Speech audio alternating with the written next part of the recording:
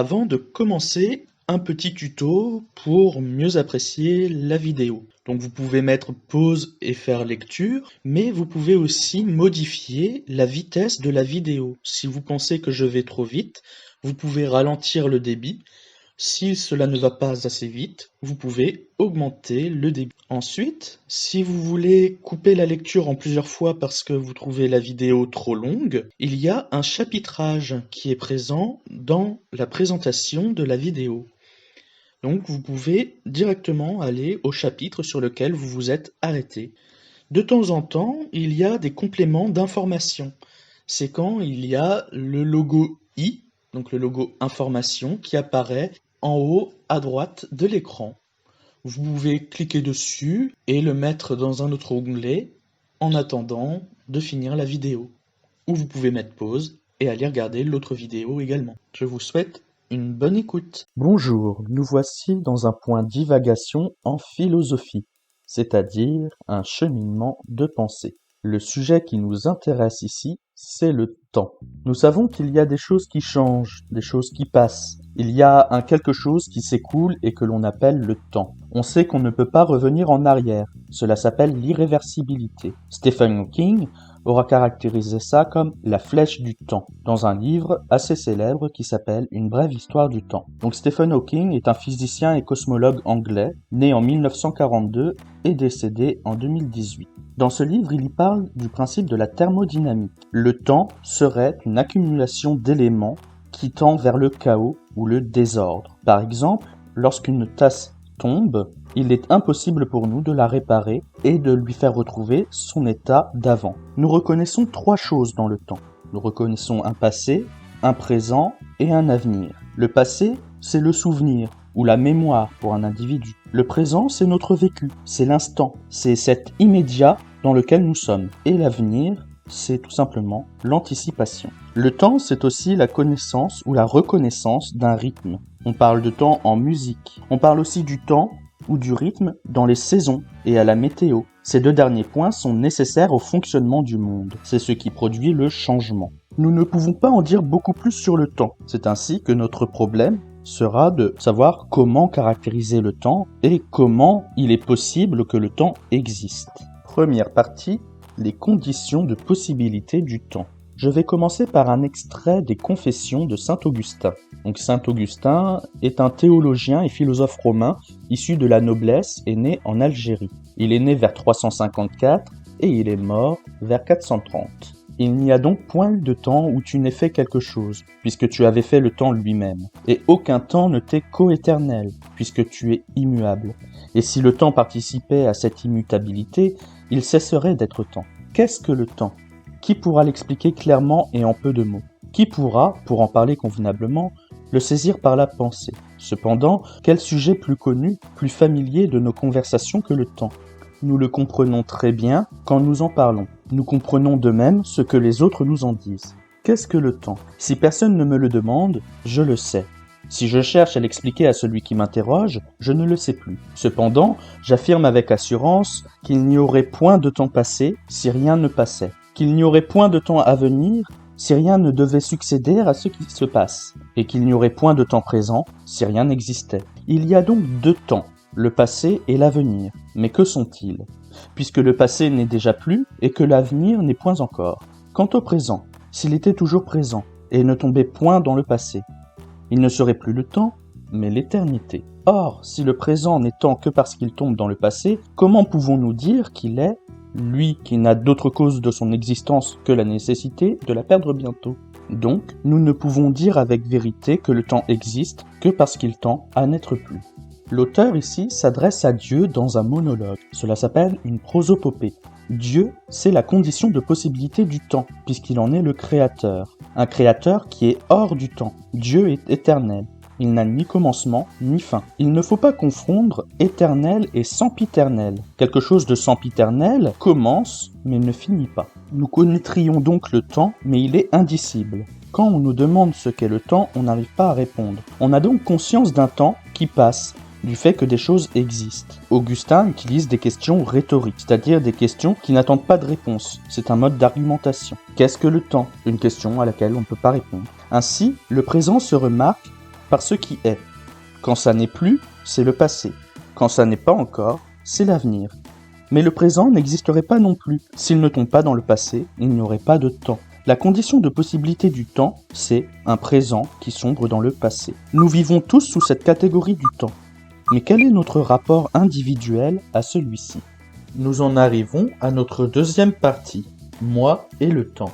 Nous avons tendance à réfléchir à propos du temps sans en dire beaucoup. Mais il y a autre chose avec le temps. C'est que nous en profitons. Le temps est ici un vécu. Il semble qu'il y ait confrontation entre notre réflexion et notre vécu. Première sous-partie, le temps comme donnée de notre vécu.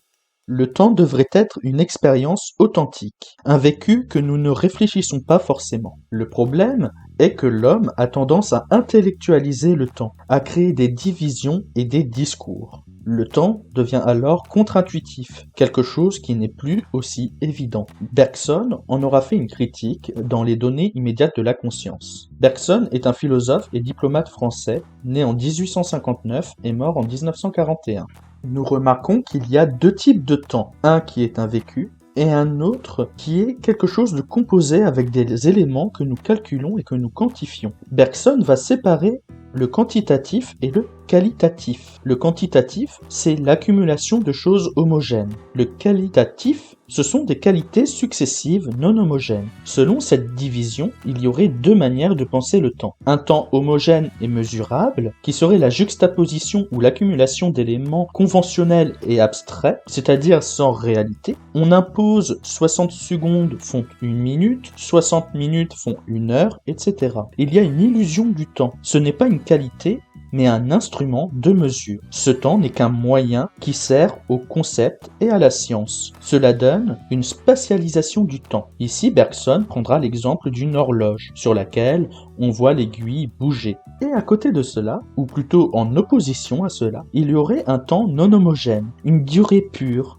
avec un moi qui se laisse vivre. Il y a un enrichissement non calculé de vécu. Et il y a une interpénétration de plusieurs temps. C'est quelque chose d'intuitif, un accès direct à la réalité intérieure, une conscience qui donne un vécu indivisible, un temps que l'on vit mais qui est insondable ou insécable. Bergson prend l'exemple du sucre dans l'eau. On peut le calculer, mais il y aura toujours une attente, un temps pris qui sera obligatoire pour nous, avant que l'eau ne soit sucrée. Ce sont donc deux définitions possibles du temps que nous constatons et que nous utilisons de manière quotidienne. Mais cela ne questionne pas notre rapport intime au temps et ne précise pas ce que nous cherchons en pensant le temps. Nous en arrivons à notre deuxième sous-partie, l'attention au temps. Je vais commencer par vous lire un extrait de Pascal dans ses pensées, l'édition Brunswick, pensée numéro 172. Donc Pascal est un mathématicien, un physicien et philosophe. Il aura d'ailleurs inventé la pascaline, qui est la première calculatrice mécanique.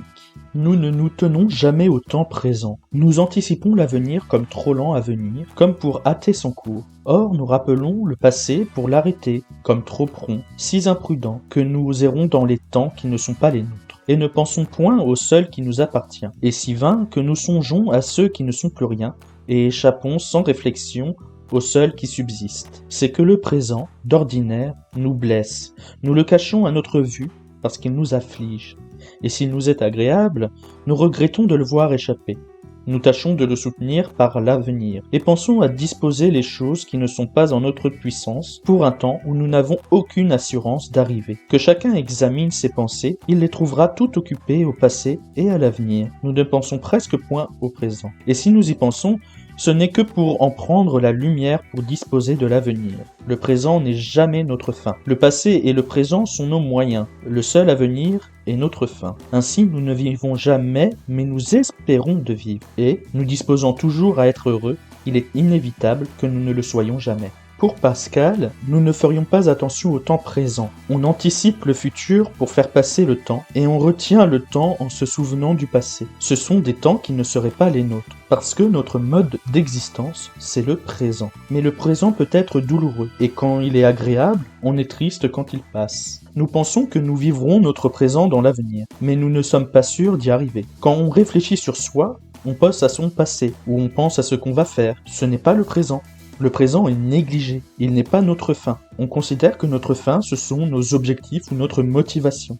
toujours vers l'avenir. Le passé et le présent seraient alors des moyens. On utilise le temps pour obtenir autre chose. Le problème, c'est que nous ne vivons pas, mais nous cherchons à vivre. Une recherche du bonheur qui ne serait jamais atteint. Le propos de Pascal fait référence à une téléologie, une étude de la fin ou de l'espérance, comme le paradis l'est chez certains religieux. La vie, c'est la recherche d'une fin heureuse. On peut dire que la vie ne sert à rien d'autre qu'être vécue. La seule solution pour être heureux, c'est-à-dire pour obtenir le bien suprême que tout homme recherche, ce serait de profiter du temps présent. Les hommes s'inscrivent toutefois dans une continuité, dont chacun individuellement prend conscience. Mais qu'est-ce que ça signifierait pour l'homme de ne plus avoir conscience du temps? Nous en arrivons à notre troisième et dernière partie, la conscience du temps. La conscience est un processus continu, c'est-à-dire quelque chose qui ne s'arrête pas. Je vais m'appuyer sur un extrait du précis de psychologie de William James. Donc c'est un psychologue et philosophe américain, figure du pragmatisme, né en 1842 et mort en 1910. La conscience est sensiblement continue. Par continu, j'entends simplement ce qui ne présente ni brisure, ni fissure, ni division. Les seules solutions de continuité qui puissent avoir un sens dans la vie d'un esprit individuel sont ou des solutions de continuité dans le courant même de la conscience, c'est-à-dire des interruptions des temps vides où la conscience serait momentanément abolie, ou des solutions de continuité dans son contenu, c'est-à-dire des cassures si nettes et si brusques que les deux états disjoints seraient absolument sans rapport. Une conscience qui ne conserverait rien de son passé, qui s'oublierait sans cesse elle-même, périrait et renaîtrait à chaque instant. Comment définir autrement l'inconscience ? La conscience est un phénomène spirituel où le temps est signe de sa vie. La vie serait un courant de conscience, un flux continu. Là où il y a des interruptions de temps, c'est vide. Il n'y a pas de conscience. Si rien n'est conservé, alors il n'y a pas de temps continu. C'est hors de la vie. Pas de conscience serait égal à pas de vie. Là où il y a inconscience, il y a des moments de péril. Mais ça veut dire aussi qu'il y aurait des moments de renaissance. Mais entre les deux, c'est l'inconscience. Le temps semble alors être simplement ce temps de présence de l'individu à lui-même, qu'impliquerait alors pour l'individu la conscience et la présence d'un inconscient. C'était une vidéo un peu courte, mais pour vous pousser à aller lire d'autres références. C'est donc assez incomplet, mais c'est aussi pour tenter d'autres formats de vidéos. À vous de juger et de commenter. Merci pour votre écoute et à bientôt.